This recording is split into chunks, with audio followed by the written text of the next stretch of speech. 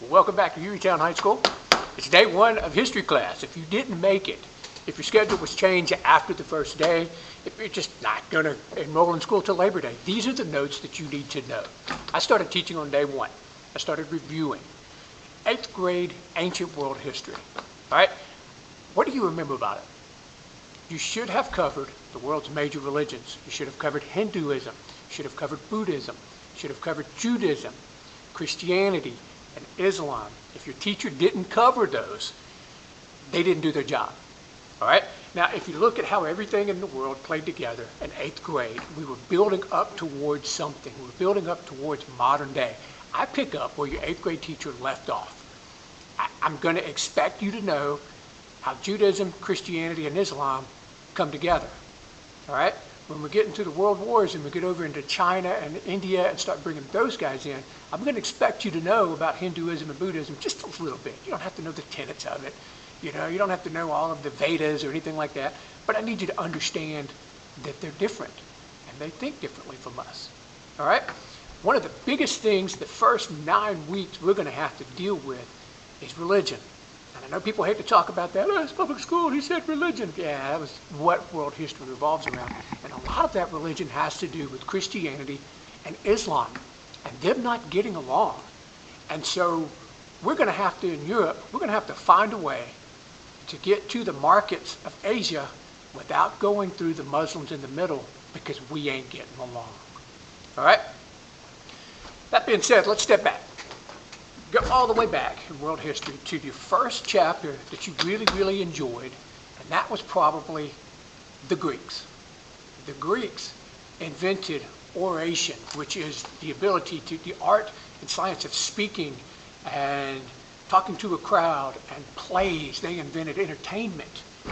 The Greeks colonized all over the Mediterranean Sea. Everybody there spoke Greek. Jesus spoke Greek, right? The Bible's written in Greek. And so the Greeks had a massive influence on everything. They had batteries that they could use. They did brain surgery, light brain surgery. They had buildings that were just, they were huge, that are still standing. They had metal currency. They had massive armies that when Alexander the Great got a hold of, almost took over the world. The Greeks were super mega advanced. Now, what do you remember about their religion? Lots of gods and goddesses, lots of bizarre stories. What do you remember about their art? I know they showed you some pottery scenes. Remember the people on there? They were naked. Yeah, okay, and you remember the statues? Did you see a statue of Venus? Some of the other statues coming out, pretty racy stuff. The Greeks were incredibly advanced, but they were also what we would call today pagans. They were very much, they loved naked. The first Olympics, everybody in it was naked. That's just what they did. But look how advanced they were. If we'd look back on them now using our morality and our religious background system, and we'd go, man, those guys were pagan heathens. But back during that time, when Judaism was cruising along, doing decent, Christianity had not yet started, they were incredibly advanced people. Okay, skip forward a couple hundred years. The Greeks were replaced by what major empire that conquered like half of the world's surface? The Romans. Do you remember what the Roman religion was like? Just like the Greeks, except they changed the names of the gods and goddesses. They were the same people. They did the same things. They just changed it to a Latin name instead of a Greek name. And so the Romans come through speaking a language called Latin, and they're going to spread that all over the planet. And the language of business is Latin. The language of education is Greek. You with me? Because the Greeks came in, started the plays, started the literature, started the stories and the fables, and all that wonderful stuff. And so the educated and the people in the institutions and colleges, if you will, they learned Greek to communicate with. And here comes the Romans taking over everything, and they speak Latin, and the whole world speaks Latin. So what you end up with at the end of all of this is what we're going to call classical culture. Okay? Classical culture. You need to know this term. This term is super mega important. You'll see this term all through the first couple of units in our book. Classical culture refers to the Greeks and the Romans and the way they did things. All right, if you look at their art, there's a lot of human body in the art. They didn't cover up a whole lot until about 400 AD when the Christians started influencing them. They didn't cover a whole lot. The plays, most of those plays ended up in like murder or something. Or the emperor may marry his own relatives to keep the bloodline pure. And it's just, you look at it now and it's like, ugh. But back then, that's what they did. But living like that is what we would call pagans now. Look at the culture they had. The world's largest empire. The Romans had the largest empire the world's ever seen. They had invented arts and buildings like cathedrals. They had that massive Roman Colosseum, or Colosseum, depending on where you're from and how you want to pronounce it. It was 77 AD. You know, Jesus has just left like 40 years before, and they had this massive outdoor stadium the size of what Tennessee plays football in. You could fit more people than you could fit downtown in the old, what's that, Legion Field. They had waterways that pumped water in for over 20 miles. They dug through mountains and tunnels, and they had all the bridges and stuff. They had everything we had, except their stuff was more made out of stone and lighter metals. They had ships that could travel the ocean. They studied the stars. They had geometry, geography. They had algebra, that's what I was trying to think. They had all this stuff. It was amazing. Huge buildings, paved streets for thousands of miles, amazing sculptures carved out of marble. And it was a place to be that you were stunned when you saw it. You were just in awe of what the Greeks and the Romans could do. The way the Greeks and Romans did things, we're going to call classical. Classical literature, classical art, classical architecture. Looks like the way the Greeks and Romans did it. This is important. What happened to the Romans? They got so big they couldn't take care of their empire anymore. They started bringing in the Goths. The Ostrogoths, the Visigoths, the Vandals from up north came in and sacked Rome and tore it down and burned it to the ground. Looted Rome. What happened to all those treasures in Rome when these barbarians from the north, like the Vandals, came through and tore the place up? The only thing that was gold, they melted down. The silver, they melted down. The statues, they busted them up. You ever seen videos of ISIS coming through, taking over Iraq, and you have these Babylonian statues that are 4,000 years old, back from the time of Abraham, and all of that, back in the Code of Hammurabi. You remember that? Yeah, stuff that old. ISIS comes through and just busts it up and destroys it because they don't want that culture to survive. This is what the pagans of the north, the barbarians of the north, the Vandals, the Germans, all those guys would do when they came to Rome. They just destroyed all this classical stuff. And so kings might bring some of it back and protect it. Religious leaders would grab some and haul it off and protect it. And anybody who had a boat would grab something and run off and protect it. And so we took all of that classical literature and classical knowledge and we hid it all over the planet. This leads to a time we call the Dark Ages. All of that medical technology, all of that architectural technology, all this weapons technology, all the communication, all those languages, they're gone. They're just dispersed. Around the 600s, Islam is birthed. Islam is a direct revolt against Jewish and Christian culture and the way the Romans had done things. If you remember your story about Muhammad, and he went in that cave and said God revealed this stuff to him, and he came out and he shared it with the Christians and said, hey, Jesus got the stuff wrong.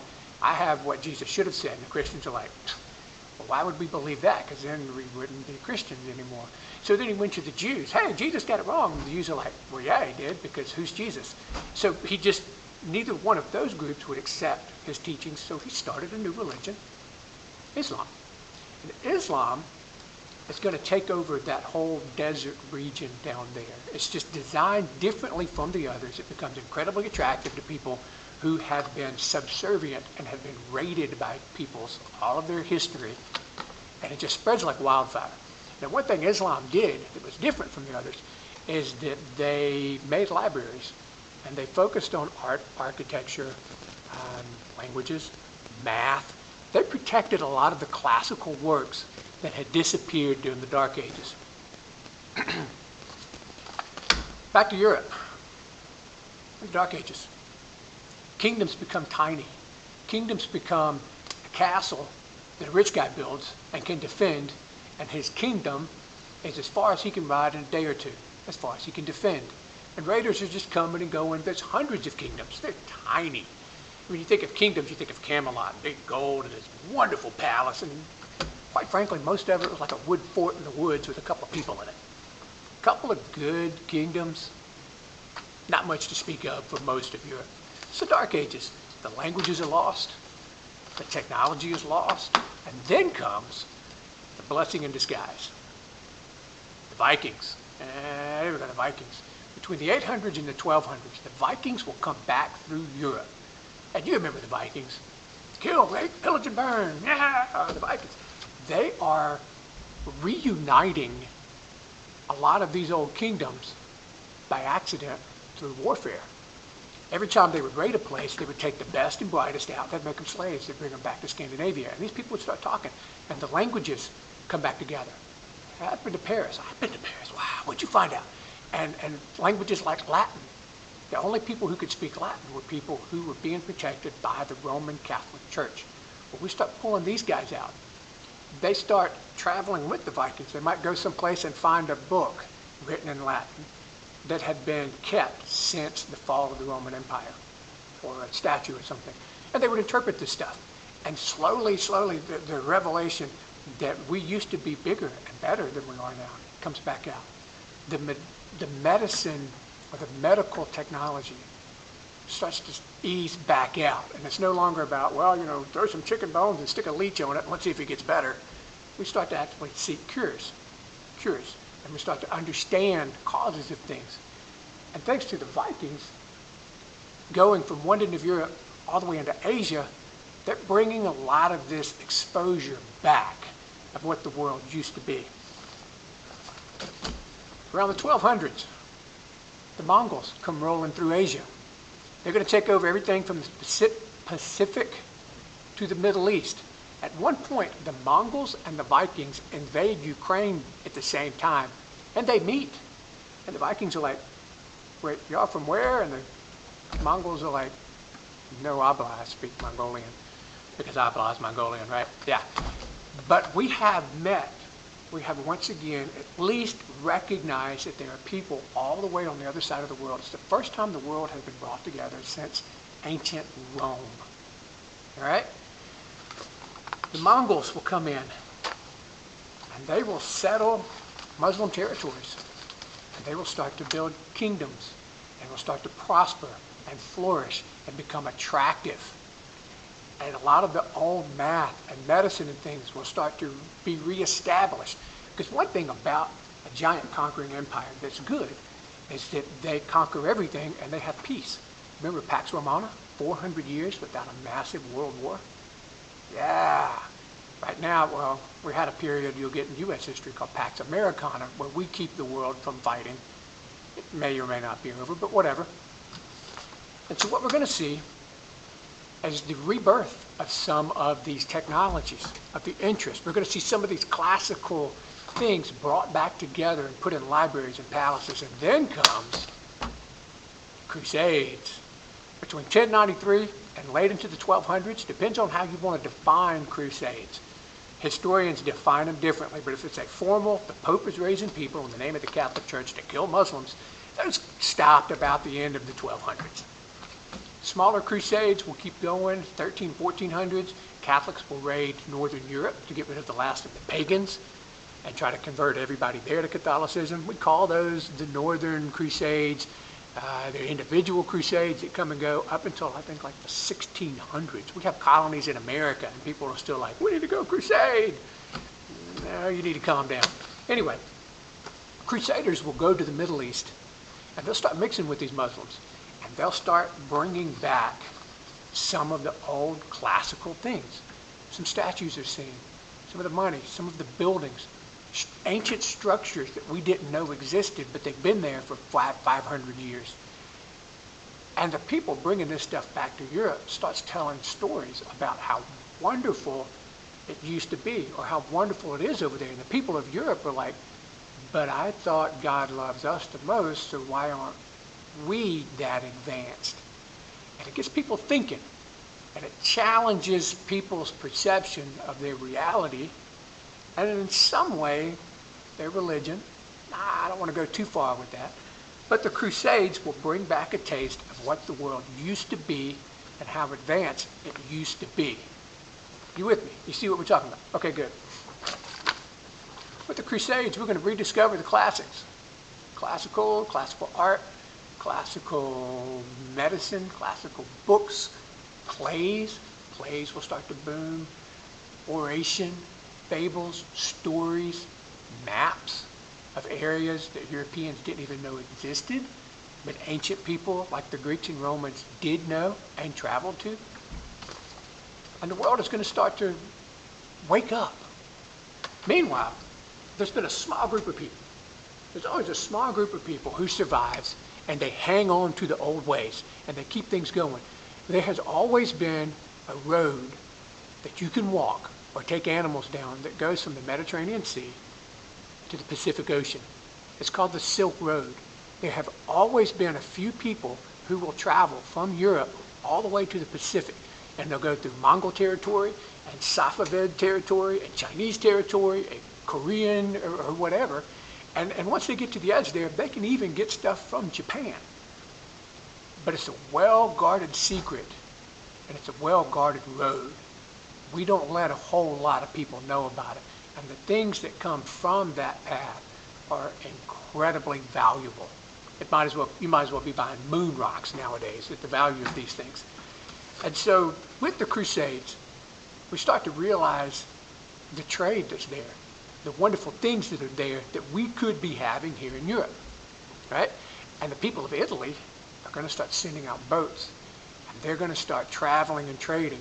The city of Milan, the city of Venice, all of these are going to be incredibly rich and powerful cities, so powerful that they become their own country. And they're controlling all of the trade between Asia and Europe. And then it happens. The plague. Between 1346 and 1353,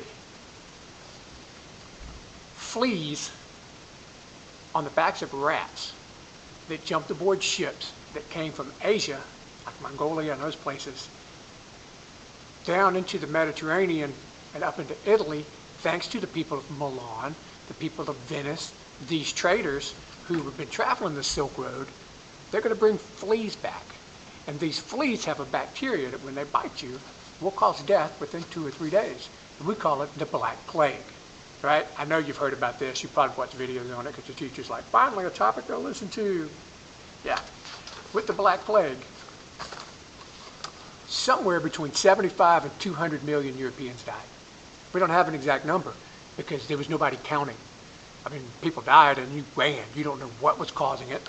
You don't know if God was punishing you for this classical works that were brought back.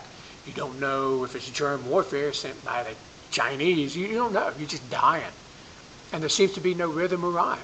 The rich are dying. The priests are dying. The poor are dying. Everybody's dying. So we didn't sit around and count the bodies. We ran. You moved to the woods. You moved to a cave. You moved to the countryside. You just get the heck out of Italy. And then as it spread, some regions, 30% of the population would die. Some regions, 60% of the population. In some towns, 75% of the population died. It just depended on what the people of the town were like. If they stayed there with their sick, the majority of them would die. If they fled and left their sick behind, the majority would survive. Okay? Well, almost done. Stick with me. So let's say 60% of Europe died. 50%. 50% of Europe died. What does that mean about the other 50% of Europe? Come on. Talk to the screen. 50% of the people are dead. 50% of the people are not dead. Why? 50% of the people survived exposure to the plague. Their immune systems have increased, have become stronger, maybe they're exposed to it just the right time. What you end up with is a sturdier breed of humans. I dare use the word evolved. If you like the word evolve, use it. If you don't like the word, that's cool. We have developed into a hardier stock of people. And here's the best part. Where cities were overcrowded, now half the people are dead. Right? Where we had food and we just barely had enough to feed everyone, now half the people are dead. Now it's a feast every day. It's food everywhere.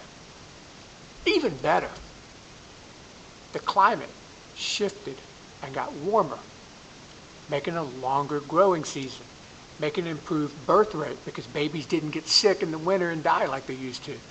More babies, more food, healthier immune systems. The better you feed someone, the better the brain develops. We're bigger, we're smarter, we're healthier.